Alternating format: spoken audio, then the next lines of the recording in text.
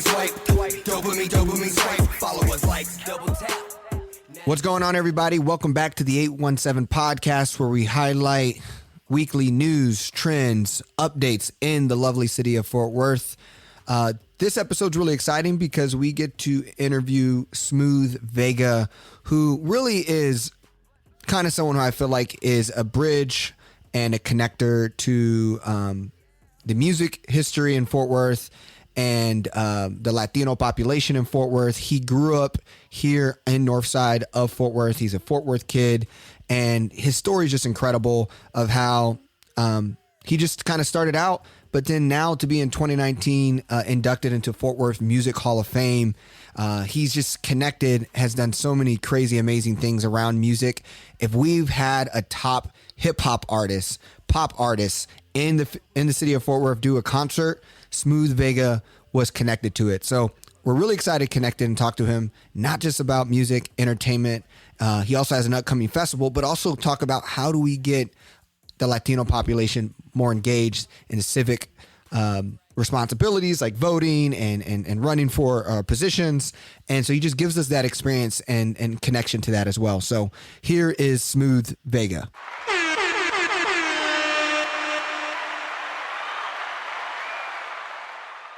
Oh, man, first and foremost, I appreciate you guys letting me get on the podcast, man. I'm a fan of what you guys are doing, the 817 pod. You know, as soon as I saw the name, I was like, there's no way that I can't be on here, man. I got to tell my story on here as well, you know. So I appreciate you guys letting me get on here. I think, you know, for me, I mean, it's always kind of hard for me to really sum up my story. But to the best of my abilities, I'll try. I started when I was really young. You know, I made the decision whenever I was probably about 12 or 13 years old that I wanted to get into music. You got to understand, I was a troublemaker in middle school, even into high school. You know, I got expelled 4 years in a row. And it's not something I'm proud of now, but I was always really problematic as a child. I'm not really sure why. May have been lack of attention from the house at the time, but I was getting in a lot of trouble in middle school. I was in 8th grade, and one of my good friends had seen that I had been writing music. That whole summer I had spent time just, you know, recreating songs that I liked that I had heard on TV and on the radio. And so I came to school with this big stack of songs that I had wrote. And then basically, long story short, you know, I was getting in trouble. She gets one of my songs. She shows it to a teacher. The teacher shows it to a security guard at my middle school. And she's like, hey, you rap? And I was like, yeah, I rap, even though I really didn't rap yet. I told her I rap. And she's like, hey, my cousin owns a studio. And long story short, my security guard at my middle school went and talked to my principal and said, if I can get this kid to stay out of trouble for 6 weeks or 8 weeks or whatever the time frame was, will you let me take him to my cousin's recording studio and reward him for good behavior? You know, and they okayed it. And that's kind of where the story started. You know, needless to say, I was a church rat for the next 6 to 8 weeks. You know, I was good as can be on my best behavior. At the end of the 6 week frame, I was able to go to a recording studio on October 23rd of 1998 was the first time I ever stepped foot into a recording studio. And it was a home studio setup. But what that did for me psychologically at 13 years old was made me believe that this was possible. And, you know, going to a recording studio at 13 when all your other friends are, I don't know what the hell they're doing at the time, you know, in 1998. But to be able to step foot into a studio, it gave me a confidence boost, and it made me go, you know what, this is what I want to do. And from that point forward, so that's all I ever wanted to do. I became fully invested into being this guy that I eventually wanted to become, which was, you know, a recording artist. So that's where it started. Now, is the middle school, or was it a Fort Worth middle school? Like, are you from, did you go to high school? Where'd you go to high school and all that? Yeah, so I left all of that out. So I was born and raised in Fort Worth. I grew up in Diamond Hill, which is, a neighborhood of North Fort Worth. I always kind of joke around because my uncle's a pastor, and he always says it in his services that Diamond Hill is the capital of Fort Worth. So I said, no, but yeah, I grew up in Diamond Hill. And so it was at Meacham Middle School. It was at Meacham Middle School this all happened. My security guard, Ray Von Walker, which interestingly enough, I ran into her son last year or the year before, I was asked to speak at Diamond Hill's graduation, and her son went up to me and he's like, "Hey man, I make music now, and you know my mom. My mom's Ray Vaughn Walker." And I was like, "Oh shit, like this is crazy." So it was pretty cool, man. It was really cool to kind of have that full circle moment. But yeah, I was at Meacham Middle School. Now, did you go? And then you went to Jarvis. Did you graduate high school and then kind of like you were like, what am I going to do next? And you just kind of stayed down, or like what was kind of your high school experience like as well? Man, that's an awesome question. Actually, no, I didn't finish at Diamond Hill High School. I think that's one of the biggest. I think that's so powerful for what you do. Like, I mean, I would love for you to also dive into who you are and what you do today. I think we'll gas you up in the intro when we talk about you, but I think it's so crazy the fact that what you do today. You're throwing a big, festival in Fort Worth. You work with platinum selling artists. You do so much. I think should be very an inspiring story. So I think it's super cool, man. Yeah. I mean, there's a lot of layers to my story that people don't even realize, but I think in regards to my journey in high school, coming out of middle school, I like I mentioned, I got expelled 4 years in a row, and that's something I don't really talk about often. I don't think I've ever publicly talked about that. And when I got expelled going into high school, I was so attached to my neighborhood because this is all I ever knew. These are the people I grew up with. So I did everything and anything to go to school in that area. I moved in with my grandmother for like a semester, which was the weirdest thing that I ever did. I would, do whatever I could to be in the neighborhood because that's what I loved. And I'm really passionate about my neighborhood. But going into high school, I just said I want to do music, and sure enough, I would hold on to this hope of me going to the studio in 1998. I took a job at Jack in the Box, and I was working at the drive-thru, and I would always tell the people that I was talking to, I would always converse. And I actually met a studio engineer in 2000. This was probably my freshman year, maybe my sophomore year of high school. I don't remember exactly what year it was. And that was the second time I got a chance to go to the studio. And then I ended up just telling everybody that I was going to do music and I was going to go record a song. And I ended up forming a little rap group. And you got to think about the entrepreneurship spirit and where it starts. And I can go even to the beginning of time with my mom, but in high school in general, I remember we recorded our first song. I formed a rap group in high school with a group of guys, and the first song we recorded, I went home and I printed up 100 copies on, the CDRs. Back in the day, you used to have to like record in 2x.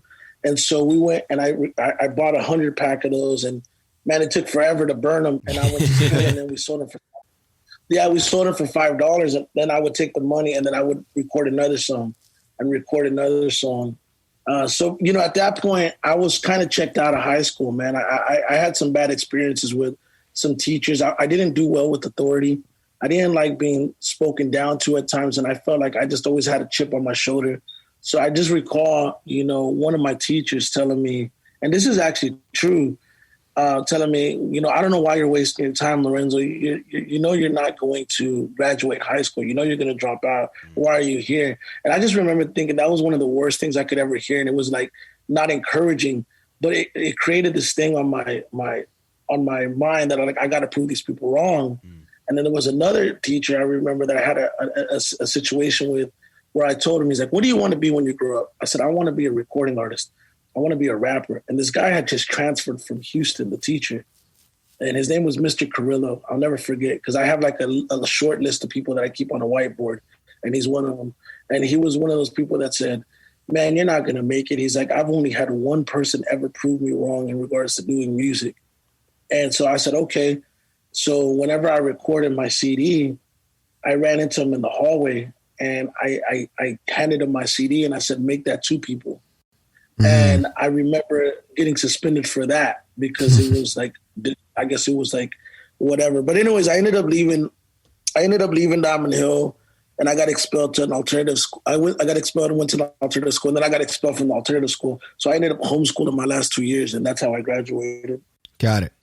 That's the story in regards to that. But I mean, it's definitely a story to tell. I think for me, more than anything, I just knew like there's nothing you could teach me about what it is that I want to do, which was music at the time. And as I've gotten older and as I've done career days and I've gone back to public schools and had public speaking engagements, I've been able to really, communicate the things that were things that I carried over. But at the time, you couldn't tell a 15-year-old, 16-year-old, 17-year-old version of me any different. Like I'm going to go into music and that's what I'm going to do. And your social studies and your science and your whatever isn't going to prepare me for what it is that I'm ultimately going to do. So like, what's your take on, so we do a lot about education and the public school system in Fort Worth ISD. Over what it was like 82% of kids at a Fort Worth ISD school is black or brown. So, context there, right? Like that's a ton of kids who are younger Smooths out there, right? What is your kind of like, there's all this conversation around what we do to improve our schools, to build talented and connect kids to jobs and careers. From your experience, like growing up here, have you seen it get better? And if not, like, what are some of your ideas of like, how can we make schools better or help lift up more black and brown students? I think whenever I was younger, it was a lot different than it is now. Me and you had a conversation recently in regards to Deborah Peoples and her campaign. And I mentioned to her when we first spoke that we weren't conditioned growing up to care about certain things. So therefore, it was very difficult for us to want to obtain and achieve academic success or whatever it may be. So when that hasn't been engraved into the way that you're brought up thinking, it's just not a priority. Yeah. Out of sight, out of mind, right? As we've gotten older, I think, the generation of parents that are my age that have kids that are in high school, middle school, and that are growing up, I think it's become more important to them. I think schools are doing a better job of allowing people like myself and people like yourself and other people to come in and to be able to communicate with their students and really kind of give them an idea of, give them some form of representation. Because whenever I was younger, we didn't have that. We didn't have anybody that looked like us, that came and talked to us, that were within even close to an age range that we would be able to identify or relate to them with. And I would always tell people growing up, I grew up wanting to be a youth counselor. My mom wanted me to be a parole officer. So that was the very first passion I had, was to counsel and to talk to kids. And I remember even getting into music early on because I wasn't an imposing guy. I wasn't a gangster. I wasn't a thug. I was someone that just wanted to take this platform, this art form, and be able to speak to the masses, because that's something that people can identify with. People can identify with music. You sometimes have to speak to the younger generation in their language. And so I think as time has progressed, you're seeing more of that. I can't speak holistically about everything because I don't know. But from what I've been able to, experience from going to public schools and doing public speaking engagements, these conversations that I'm having with you right now are conversations that I've been able to have with, some of these younger kids going to Diamond Hill High School, going to Meacham Middle School, and talking to them and telling them, hey, I was once in your position. I was once in your shoes. I was once the kid that was getting expelled out of school, but that went on and made this journey and this path.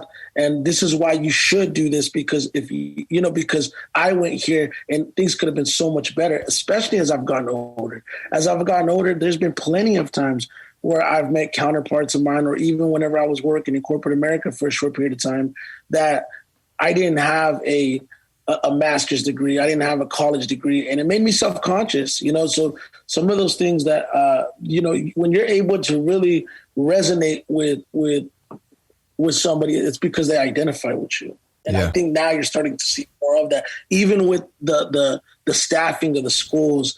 When I went to Meacham, when I went to Diamond Hill, these principals are my age, and they look like me. And so I'm like, man, where were these guys at whenever I was younger? Because I probably would have listened a lot more than listening to an older, the white guy that I may not be able to connect with. This guy looks just like me. So Now you mentioned, you mentioned Deborah. You got to sit down with Deborah Peoples. Obviously, a lot of that was around your influence in the city and the Latino community, which we know as the largest minority population in Fort Worth has very poor voter turnout. And so tell us a little bit about your I guess experience with connecting with Deborah, but then also your own experience with like politics and voting, and how can we engage more Latinos to be involved civically in Fort Worth? You know, I said this to Deborah, and I said it to her campaign. Say the same thing to your podcast and the audience that's listening. You don't know what you don't know. And so when you have low voting numbers from, you know, a specific community, it's because they don't know. Mm. That's as simple as it gets. There's no way around it. They reached out to me, and to be completely honest, I was honored by the gesture of them reaching out. Influence aside, credentials aside, resume aside, the fact that you would deem me important enough to be able to move the needle in your campaign, to influence a group of people, that's progress. Who would have thought the kid that didn't finish high school in Diamond Hill can potentially sway an election, you know? Let's take a pause on that though, right? Like, did not graduate high school from the public high school in your neighborhood, and the chair of the Tarrant Democratic County, whose kids go to elite schools, you know, who has a bunch of education in their lives, connects with you to get help influence the city of Fort Worth. That is very powerful, man. Absolutely, man. And you should be proud. When I talked to Renaissance, you know, who was the other gentleman that they reached out to and who's a legend in his own right. Can you tell people who that is? So for those of us who don't know. Renaissance is the founder and lead member of the group Immortal Soldiers, who was actually, in my opinion, they were the trailblazers for the Latino community in Fort Worth, and, you know, in terms of music. And, you know, these guys have a storied career, and they were actually the first artists that I had ever heard of in Fort Worth that I can identify with. But, you know, we've grown to become really close friends outside of music, you know. So when they reached out to both of us to potentially set with Deborah, you know, we shared our thoughts, and I told him no different than I told them, which was, in order for me, or any of us for that matter, to be able to wave the flag and to come out here and, you know, rally our people, we want to know what it is that we're signing up for. Mm-hmm. Who are you? And after speaking to Deborah and hearing, you know, what her position was, I was moved. And aside from that, I was very, very inspired by her willingness and want to incorporate the Latin community, because we feel, and I speak for the majority of us, not all of us, but the majority of us, that we're often overlooked, not just within this aspect of it, but even within the music. You know, even within music, we've talked about this. Like, some of the things that we've done have and do go overlooked. Though when it comes to buying power, when it comes to real estate, when it comes to the numbers and the volume of people that we reach, it's unparalleled. You know, it's unparalleled. Like, the number one streaming artist on all of Spotify in 2020 was a Latino artist.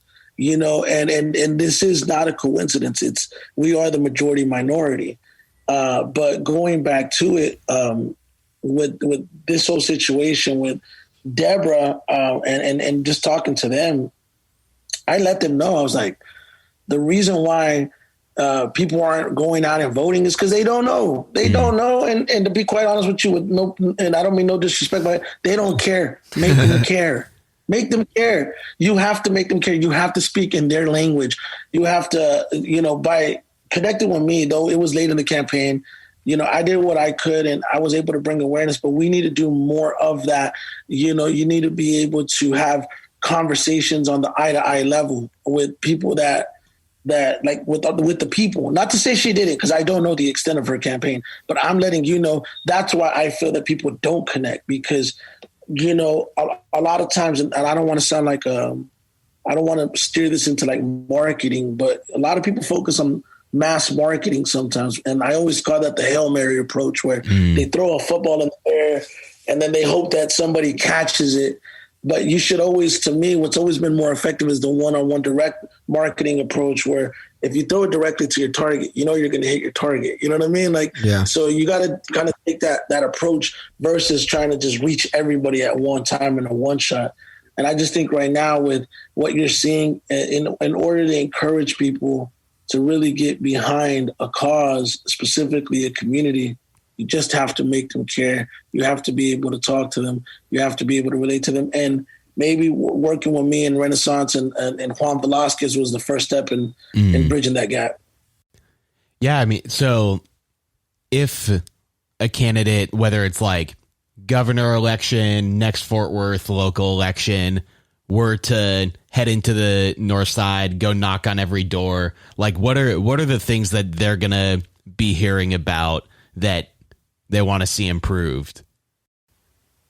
I think it could be a number of things, and it could be a number of things. I mean, I think ultimately just having a seat at the table, having a seat at that table, if I think that's going to be a big part of it. I can't really speak for the whole entire community because everybody has different situations, But I will tell you this, real quick, not to go off subject, going back to the influential aspect of it, me working with Deborah in that short period led for Beto O'Rourke's campaign to reach out. And they reached out probably about a week and a half ago, wanting to do an interview similar because they saw what we did with her. And I never intended to jump into politics in any capacity. That's not something that I've ever really taken, I've never really, taken interest in personally. And as I'm getting older, I'm realizing the level of responsibility that being an influencer comes with. It's like Spider-Man says, right? With great power comes great responsibilities. So you start realizing like, hey man, your people need you. And so if you can be a representation or a voice and be able to hold it down, then, don't take that lightly. That's wild, man. Are you meeting up with Beto?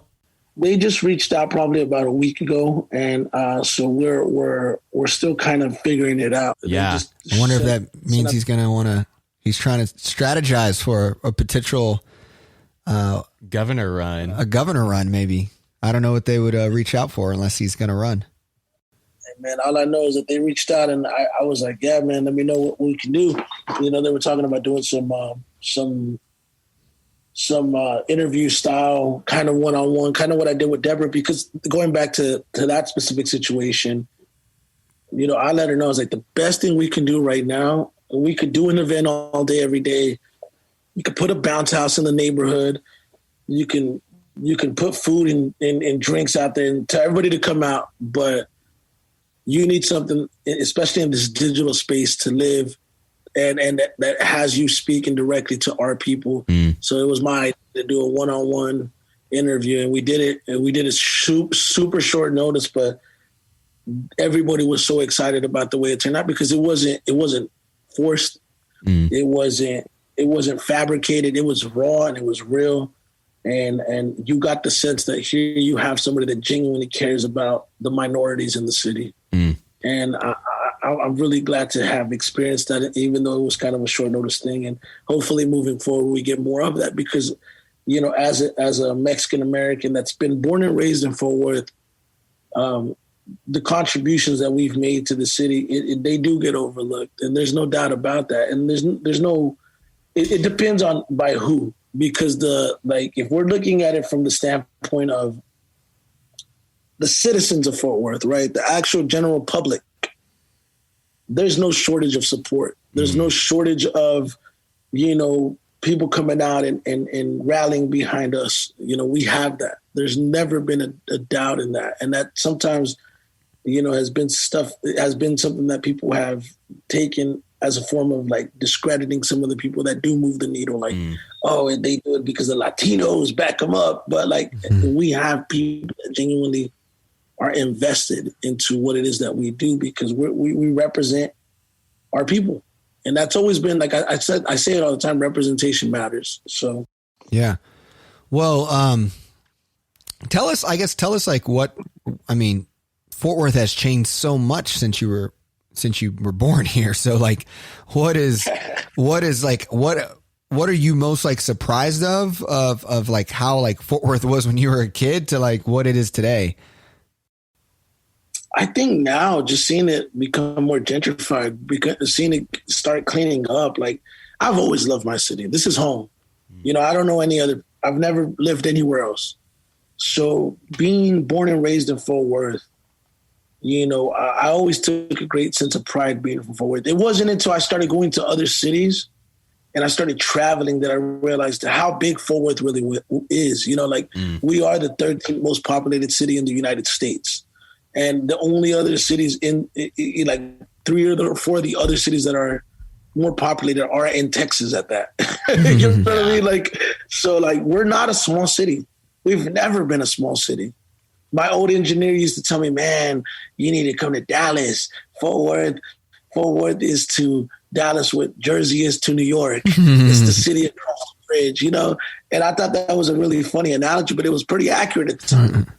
I think we're starting to see more of an identity for the city. You know, I did an interview recently for the Fort Worth magazine, and they asked me about the culture and you know, similar question about how it's changed, where we're at, how it's evolving. And I look at what we've been able to do over the last several years and just developing the city and making it, you know, what it is now. It just like, it does trip me out. You know, even going up and down the highway, sometimes I'm like, man, this looks completely different than what it used to look. It's almost a whole different world. Like the whole Magnolia area at one point was non-existent. Yeah. Where the bearded lady at was non-existent. It was all industrial. And just kind of seeing it come together, it's unique. But it's cool, man. It's evolution, man. It's awesome. Like in regards to just like what's changed, I think that there's more of an effort now with the Visit Fort Worth, the Here Fort Worth, to get the actual city involved in pushing forward our culture and making us a destination and giving, you know, highlighting our talent, you know, our filmmakers, our recording artists, the people that really have been able to, as I like to say, move the needle. So it's pretty cool to see that. Like, we didn't have that. I definitely didn't have that 15, 20 years ago. So it's so really cool to kind of see those systems come along to kind of assist some of the newer guys and kind of give them a more clear gateway to get to that next point. You have like this, right? Like now, if we look 25 years from here, like moving forward to Fort Worth, I mean, you'll have more minorities, you know, like minorities will then become the majority. So what are some things that you think will be, that if Visit Fort Worth, if the city of Fort Worth came to you and said, how do we build the future of Fort Worth? Where should we be investing? How do we support, Latinos in the city so that we can thrive? What would be some of your vision and thoughts and kind of suggestions? Man, you know, that's a great question. I don't know that I have a definitive answer at the moment because it would require a lot of strategizing, a lot of planning, a lot of forward thinking in regards to like, what can we really do? I think creating a hub of some sorts, you know, creating some kind of almost like a performing arts center, you know, like me being biased, I'm going to call it the Music and Focus Performing Arts Center, right? With Chico Santiago as the head of the house.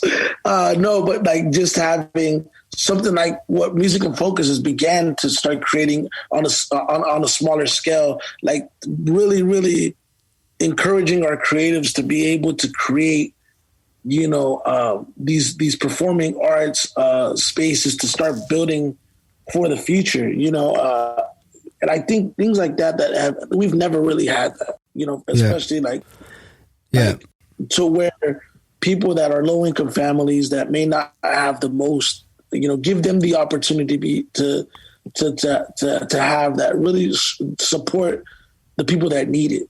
I think those are the things that would come to mind instantly and immediately, and really start working towards that. But I think it would take a lot more than that. But I think that's the first thing that comes to mind. My other prayer here. Let me also kind of get your take on this. Is like, I think Fort Worth is a lot of tourism, a lot of creativity, but when you look at the STEM, science, technology, engineering, and math, the computer scientists, the full stack developers, the UX designers, the way where the world is going, and the power of that. And I think, when we spoke to other artists on here, it's the excitement around, I think music gets kids excited. And so many kids want to be in music. But the state of the problem today is like we have more computer development jobs than people who know computer developing. And, the average Facebook employee makes $270,000 a year. There's some great money, great opportunity. And, Silicon Valley became Silicon Valley. Fort Worth is bigger than San Francisco, but it became Silicon Valley because they had 21st century talented people there. Coming together and creating very similar, right, to what music and focus and what Chico is doing, but for science, technology, and these exponential ideas. What's your take on, like, I feel like, how do we get more kids to see science, technology, engineering, math as cool, relevant, and things you should learn the same way they learn Premiere, FileMaker Pro, or whatever to do music and entertainment? That's a simple answer, man. People like you, because people like you are the voices that are going to be able to reach those kids to paint that picture.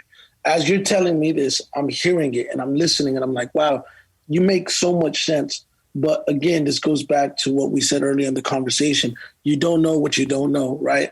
Not everybody's motivated by, bottom line. Some people are motivated by what fulfills them. I honestly say, being a recording artist, being a promoter, transitioning into all these different spaces in the entertainment world, it hasn't always been profitable, as you should know. And, and it hasn't always been easy. But it's never been the money that's motivated me, because that's not what fulfills me. However, when you look at what you're mentioning, where here you have, this many jobs versus this many employees, and now you got people coming in from out of town, flying, moving, taking our jobs, right, that are here for us to have, because we don't have the amount of people to respond or that are qualified at the moment to take those jobs, or may not even know that those jobs exist. And I think so. When you have people like yourself that are educating and that are telling people, I think those are the things that are going to really help get people to respond and to understand and to start creating that as more of a thing, because it's just all it takes is one, and then it becomes a movement. Yeah. Well, I just love speaking with you, man, because I just think you're the example of we talked about it, founders DNA, the 0 to 1s, make nothing out of something. And, I think that exposure to what you've done for the city is awesome. And I think I want to kind of spend the last kind of 10 minutes together with Jimmy and talking about the festival, how that come about, and like how big that is for the city as a strong Latino artist representation on the lineup, if not everyone. I didn't look at it all. I guess Twista, maybe not. I don't know Twista's background, but it's super like impressive, the representation. And just talk about the festival and talk about how it got started. Man, look, I'm going to give you guys a quick history lesson, So I mentioned to you guys about my career and how I got started. But what I left out in all of that was 2002. I'm still in high school, but I'm homeschooling, and I decide to print up a CD called "The World Ain't Ready," It was an acronym for the war. And I released the CD and I launched my website in 2002. Wow. 19 years ago, smoothvega.com, which is still active to this day. And when I launched the website, I didn't have a car. I didn't even have a computer. And I remember that year, all I asked for was for a computer. I said, Mom, please buy me a computer. Buy me a computer. And looking back on it now, my parents didn't have a whole lot of money. But you couldn't tell me nothing at the time because I always felt we were rich. You know what I'm saying? I always felt we had money because we always had everything we wanted. But she scrapped up money and she bought me a computer. And I always go back to that moment as the turning point of everything that went on to become the rest of my life. Because when she gifted me the computer, I remember crying. I was crying, big ass 17-year-old kid crying on his mom's shoulder at give me a second, guys. Yeah. So it's like, she was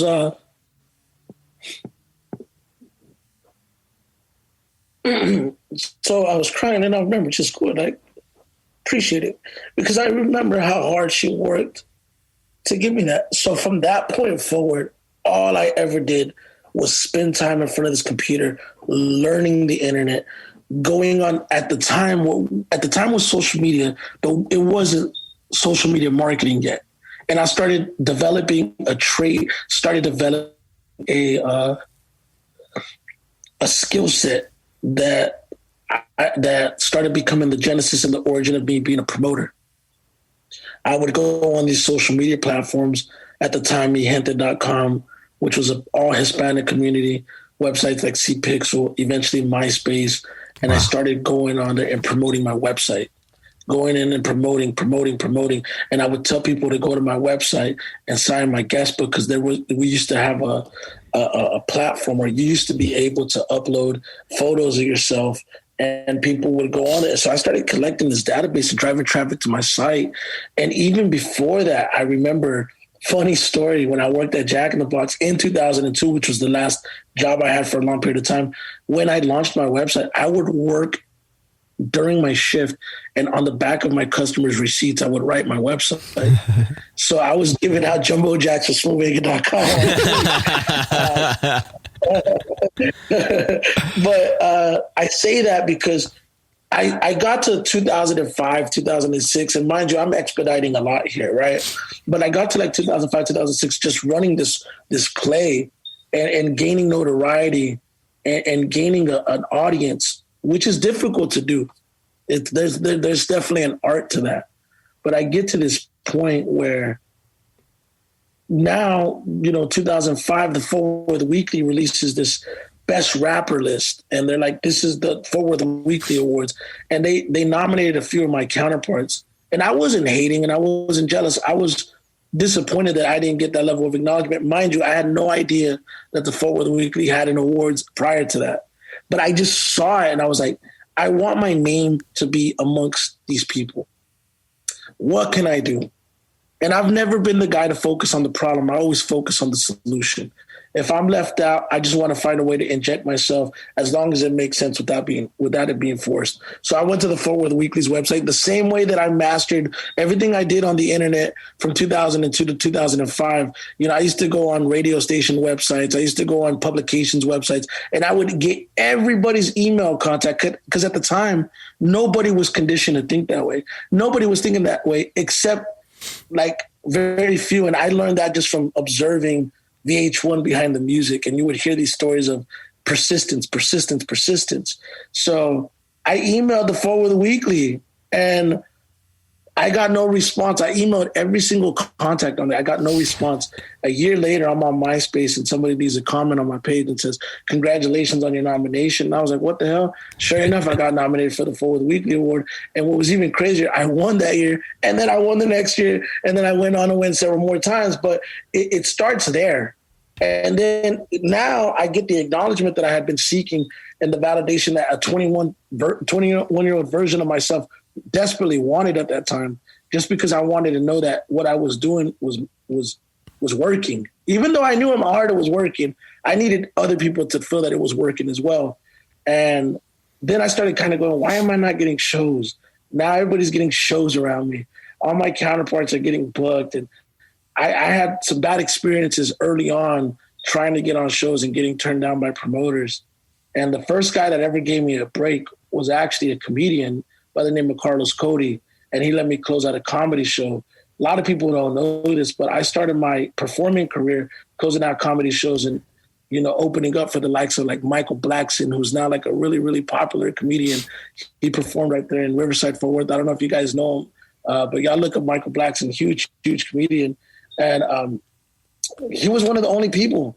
And so as I started realizing that I wasn't getting shows, I may have been booked once or twice. I took it upon myself to say, you know what? I want to put on my own shows. And I started self-promoting events. I did like a little of it here.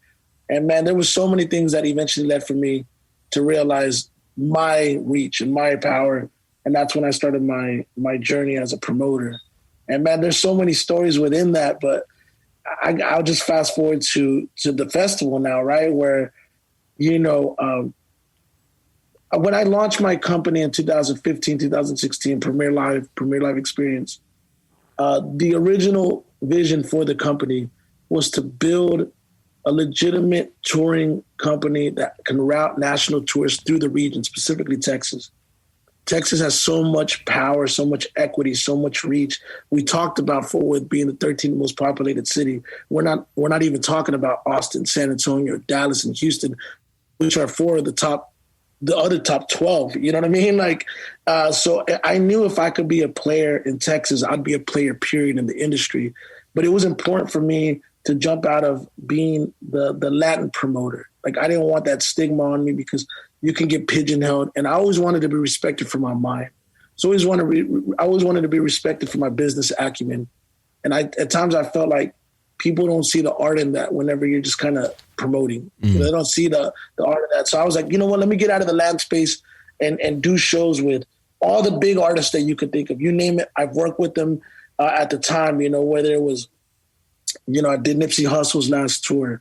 You know, Joyner Lucas, Dave East, Ja Rule, Ashanti, The Game, Scarface, Bun B, Chamillionaire, Paul Wall, Royce the 5'9", Joe Budden, you know, all these artists that I got an opportunity to work with and beyond, way more than that.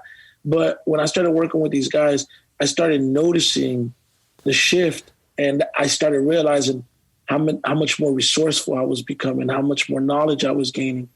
And I said, eventually I want to come back to the Latin space.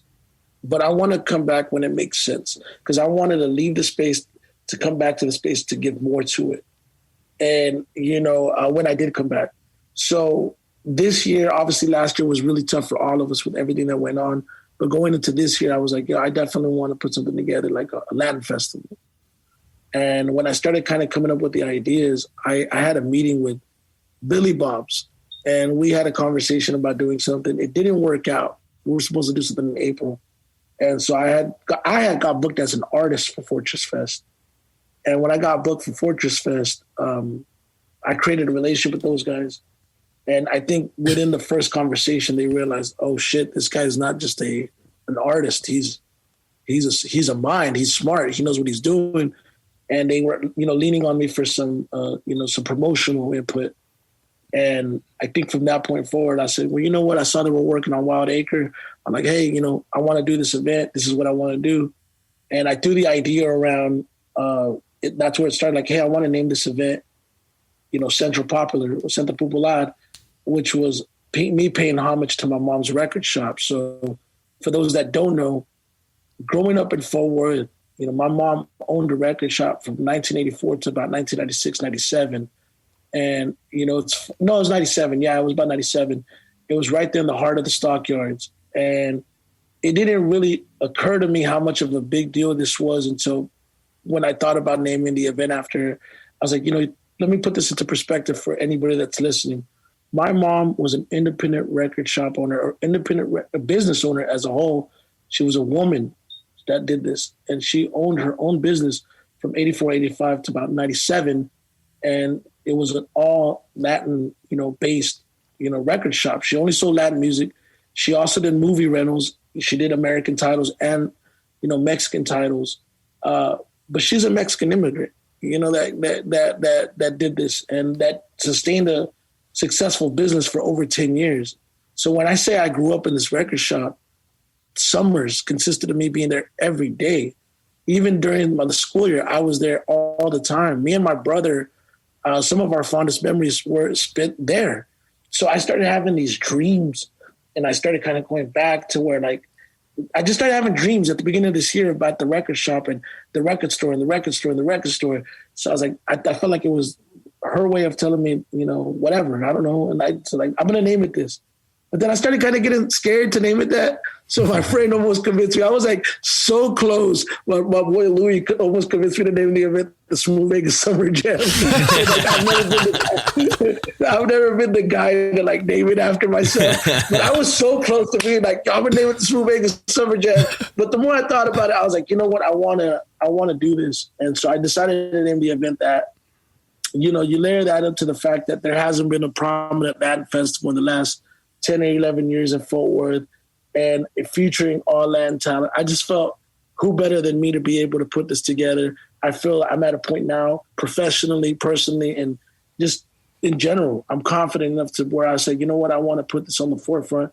I feel Fort Worth needs this. I think often enough, like, you know, this kind of goes to the classic saying, you know, you don't have a door built for you, build it yourself. You know, I think it's just appropriate timing. So July 31st, we're doing this event. It's featuring, you know, like EJ said, it's all Latin talent with the exception of Twista, which, you know, there's a reason he's on the date as well. Yeah. But, you know, we have, you know, a lot of great artists, you know, King Little G, Baby Bash, Frankie J.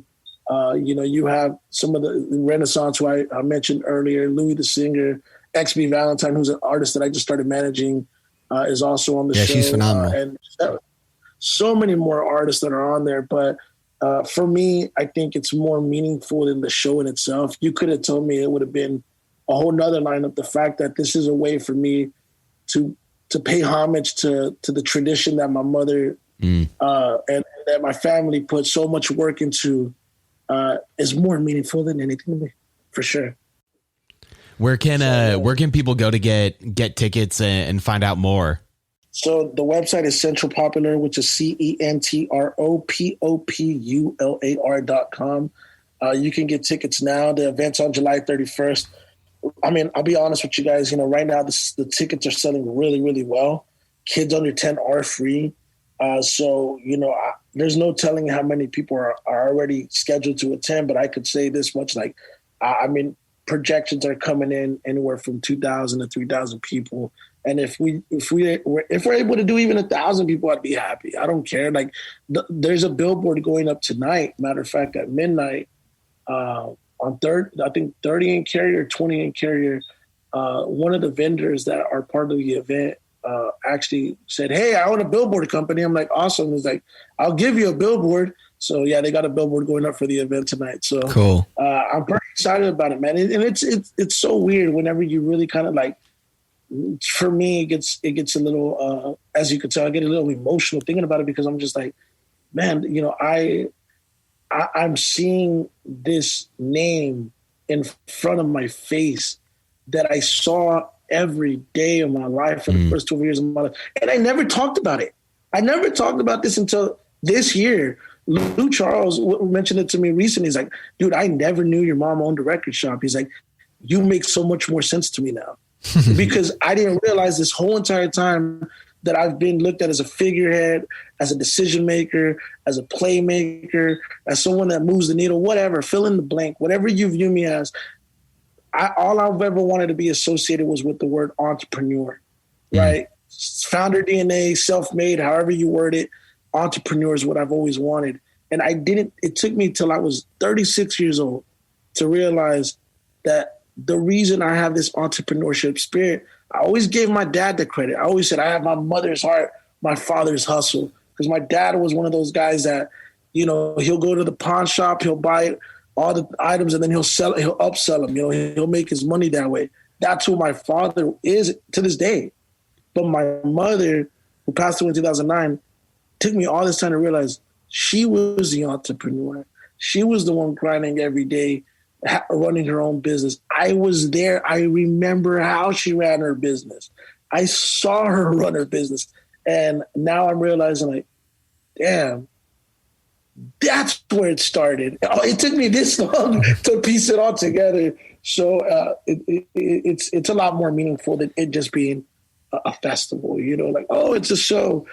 Even if the attendance figures aren't as big as some of my other events or the overall cost of it. Like I told you guys, I did Nipsey Hussle's last tour, and that was really, really, really, really iconic, because, incredible. Yeah, you can't really top that, man. So this just seems and feels like it's a bigger deal to me than anything I've ever done. I want to do a lot of peacemaking that I just kind of really heard on this, man. Is just like what I love about your and I think the traits that I think we need to help more Black and brown and just kids in general across the country, and even in Fort Worth, is identifying as just like, I think why you succeeded, because something you didn't say, you're in the Fort Worth Music Hall of Fame. You got inducted in 2019.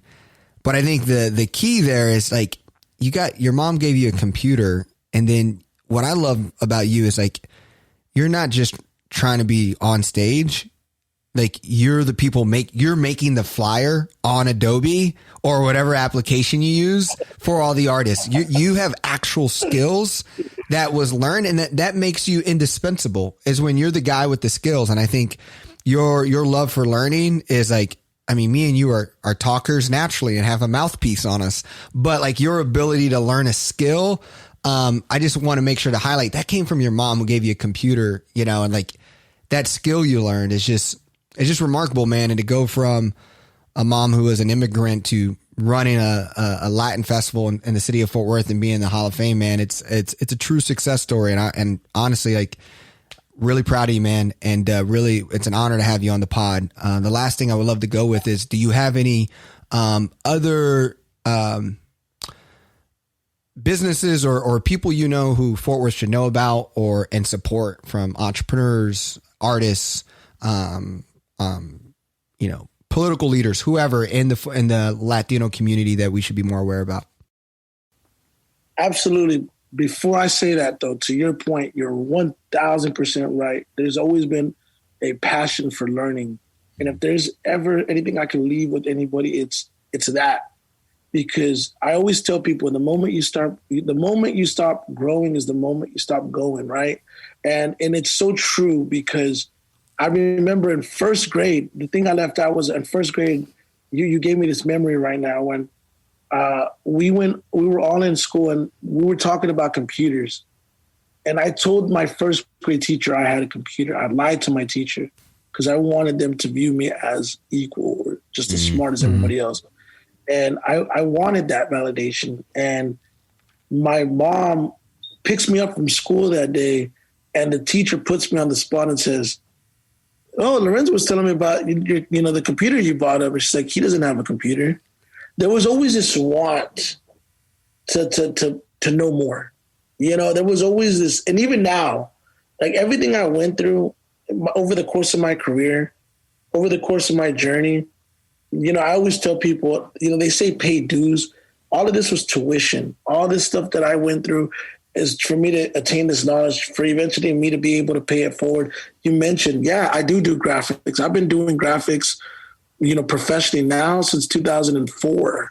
A lot of people don't know that I'm sound on Photoshop. Like, as soon as I end this call with you guys, I got to get on and develop something for SOBs New York. That's a real thing.